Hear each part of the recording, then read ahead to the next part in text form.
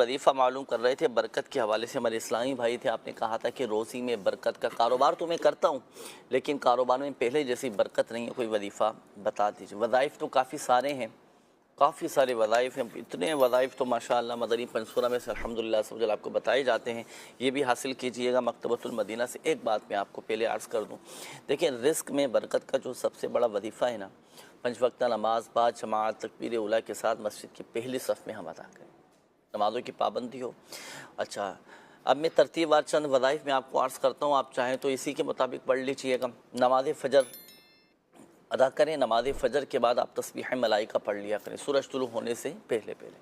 نہیں، نماز فجر آپ ادا کریں، اس کے بعد 100 مرتبہ تسبیح ملائکہ، سبحان اللہ و بحمدہ، سبحان اللہ العظیم، استغفر اللہ، یہ پڑھ لیں۔ اچھا، پھر نماز اشراق چاشت بھی ادا کر لیں کہ نماز چاشت پڑھنے والا ایسا ہوتا ہے کہ کبھی تنگ دستی اس کے قریب نہیں آتی۔ پھر مغرب کے بعد آپ چاہیں